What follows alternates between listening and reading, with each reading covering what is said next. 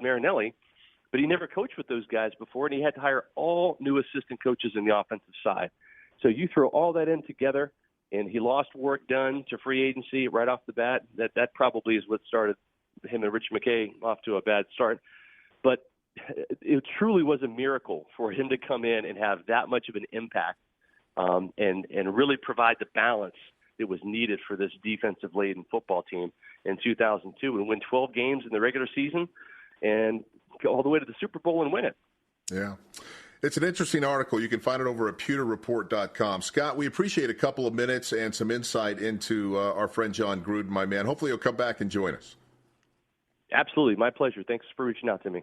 You got it. 855-323-4NBC, a $10 million a year head coach. Really? I mean, listen, he did win a Super Bowl. He doesn't have a great it's not spectacular, his regular season record. Versus a Bill Belichick, somebody be willing to pay $10 million a year for John Gruden? I find that interesting. All right, let's take a quick break. When we come back, speaking of the Patriots, we'll hear from Julian Edelman, among others. It's He Said What? I'm Mark Malone, and you're under center. This is NBC Sports Radio and the mobile app. All right, welcome back, everybody. Hour 2 of this Friday extravaganza. We've made it to the end of the week, thank God, and the weekend's right around the corner. Some of you out there on the East Coast, I'm sure, have already started yours, I should say, but thank you for joining us meaning under center. I'm Mark Malone. This is NBC Sports Radio and the mobile app. We take your phone calls. You want to jump in, want to get something off your chest, a hot take? Simply pick up the phone, 855-323-4622. That's 4NBC. You can also interact with us on social media. We have a Twitter account @UnderCenterNBC, or tweet me if you'd like, @Malone's Mike. That's possessive with an S, M-I-C. All right, let's get to some NFL news. We've been talking so much NBA forever and ever and ever. Come on, training camps are opening up, man. Football season's right around the corner. Anyways, I said on this show prior to this most recent NFL draft that if I was a general manager and I had the first overall pick and I needed a quarterback, the guy I'm drafting, without a doubt, is Deshaun Watson. For a couple of reasons. First of all, you look at the numbers this guy put up in back-to-back seasons against the best defense in all of college football, Alabama. I mean, they're mind-blowing. Guy is a competitor. He is a winner. He's athletic. He's smart. He does all those kinds of things. I mean, it would be Mitch Trubisky, who started 13 games or whatever the hell he started when he was in North Carolina. It wouldn't be Patrick Mahomes, despite the fact that the Chiefs mortgaged a lot to move up to get him. I think he's a bit of a wild card, to be honest with you. And it wouldn't be Deshaun Kaiser, who had his issues at Notre Dame. It would be Deshaun Watson. And our friend John McClain, who I've known for years, has been covering the National Football League. You can read his stuff at the Houston Chronicle, by the way.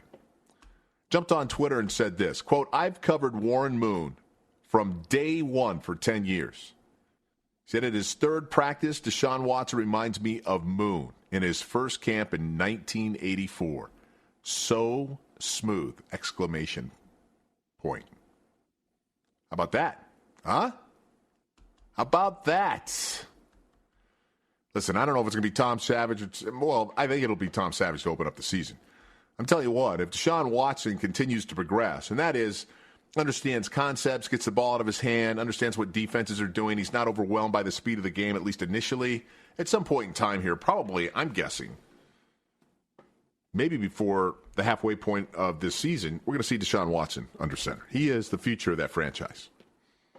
And listen, the Browns, the Chiefs, the Bears, everybody in the world will be going, why did you pass on Deshaun Watson? Which would be my question, too. Why the hell did you pass on Deshaun Watson? Anyways, and let's not get too carried away. I mean, we just started training camp. These things we're finally getting some guys in some pads, but for the most part, this is still highly orchestrated. This is not particularly game speed or any of that. Meanwhile, Odell Beckham Jr. continues to make news. He uttered the other day that he wanted to be not the highest paid wide receiver in the league, but the highest paid football player in the league. He says he wants to help progress the NFL pay scale. to match the NBA. Here's Odell Beckham on why he thinks players should get paid more, or at least like those players in the association. It's crazy what they're getting, and there's people in the NFL who deserve that. And I just want to be, if I can, be one of the forefront for it and help push the league, the game that way, because I feel like the players deserve it. I feel like we go through a lot. We put ourselves through a lot, mentally, physically, emotionally, and they just deserve it. The players in the league deserve it. They work hard for it. So it's not for me. This is not for me. Yeah, it's not for him. He's doing it for a whole generation of players who are getting screwed by NFL owners. All right, it's not for Odell. Odell don't want to get paid any money. He wants to do it for everybody else because guys work hard, and they deserve it. I would hope that if you were at the pinnacle of your career, NBA, Major League Baseball, NHL, NFL, you work hard. Everybody believes they deserve more money. I mean, I think that's fairly universal. You don't have to be a professional athlete.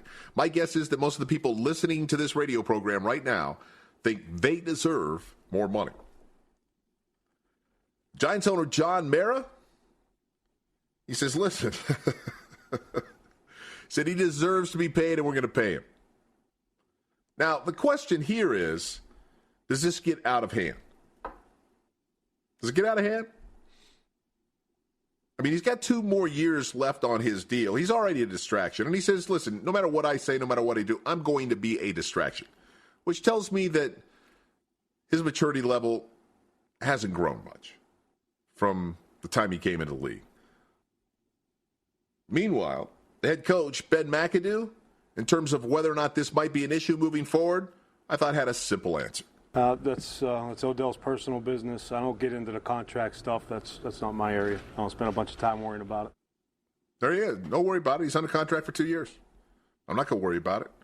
By the way, coaches have a way of doing that. They have a way of focusing on the things they control. If they can't control it, they're just not going to worry about it. Now, what's interesting here is when Odell comes out and says that he wants to be the highest paid football player in the league. First of all, that's not going to happen. That is reserved for quarterbacks. And you could argue whether that's fair or not, but that's the structure of the league. And the fact that he wants to progress the NFL pay scale, it's great that he wants to do that. Is that going to happen? No, not necessarily. Listen, the quarterback is the most important position on the football field. How many times has Odell Beckham Jr. touched the ball in a game? 6, 7 times maybe a game?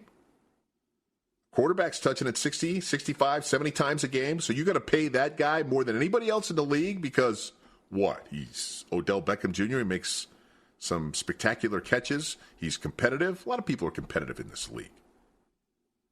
He's not even the best wide receiver in the National Football League. I would argue that you'd have to reserve that spot for Antonio Brown, Julio Jones. 1A. Now, that's not to mean this guy is going to get paid, not going to get paid. And you have to ask yourself, if you let him get to the open market, which, by the way, the Giants aren't going to allow to happen, how much money is this guy worth? Is he worth north of $20 million? North of $25 million? I don't know about that. I mean, Antonio Brown got a contract value that exceeded 5 years and $100 million. And it might be bigger than the $113 million total package Bus Cook negotiated for Calvin Johnson in 2012. But come on. The highest paid player in the National Football League? No. I don't know. Maybe somebody does some crazy, stupid math like Bruce Allen tried to do for the Washington Redskins. Kirk Cousins turned down the most guaranteed money in NFL history over the first, whatever. I mean, you can do pretty much anything you want to do with numbers. But at some point in time, it's all about what you do on the field. It's about winning, and it's about being dependable. He's a winner. He doesn't know how to quite harness all the energy and the craziness that comes with him. Boy, when he did that, he might be a perfect teammate. Does that mean he's worth 25, 26? No, I don't think so. My guess is he'll probably make between 17 and 21 to get this thing done. Meanwhile, if you're just joining us, Aaron Donald, the defensive tackle for the Los Angeles Rams, has not reported to camp. and he wants a new deal. He's in the final year of his deal, and there are people out there that think he might be the best defensive player in all the National Football League. Les Snead, the general manager of the Rams, called the talks complicated and delicate. Well, it's because you screwed up the damn salary cap, Les. I mean, you let Janoris Jenkins walk knowing that this was coming. Yet you turn around and you sign Trumaine Johnson to a franchise tag back-to-back years again? And that full price, that $20-some-odd million goes right to the salary cap, screws you up. Now, they're going to have like $40 million under the cap next year, but that's next year. Aaron Donald wants to get paid now. And by the way, if you're going to make some progress under Wade Phillips, the new defensive coordinator there, you need to have Aaron Donald in that camp. I don't care how you have to take care of it. I don't know, start renegotiating something. Do something. His teammate, Robert Quinn, said this about Donald. Aaron has a great heart. He loves playing football first and foremost. He's just going through a tough little situation right now. The guys have his back. And once he finally decides to come out here, we'd love to see his face, and take it from there, end quote. So these guys are backing Aaron Donald. He's earned the respect of his teammates. So, I mean, where do you go from here? What's the benchmark? I mean, hey, listen, we talk about the best player in the National Football League. Right now, Von Miller he signed a 6-year deal worth a little over $114 million. $70 million of that guaranteed. We just told you Jarrell Casey, the nose tackle of the Tennessee Titans, just signed a new deal whereby he received in guaranteed money $40 million. Yeah, $40 million. It's a 4-year, $60 million deal. Well, if he's getting guaranteed 40 and Vaughn got a guaranteed 70, Aaron Donald's going to get between 70 and 75. I'm telling you that right now. And he deserves every single penny of it. I mean, you could talk about the guys that might be coming up next year. What are we going to do with Alec Ogletree or LaMarcus Joyner? You better take care of Aaron Donald, my friend. That would be job one if I'm you. Hey, by the way, our friends over there at AutoZone, they've been awarding players who are in the zone in their respective sports all season long. Now it's time for you, the fans, to vote on the AutoZone in the Zone Athlete of the Year who is truly in the zone all season long. Just head on over to NBCSportsRadio.com/AutoZone today and vote. The nominees are Deshaun Watson, Frank Mason III, Kevin Durant, Sidney Crosby, Matt Ryan, and Aaron Judge.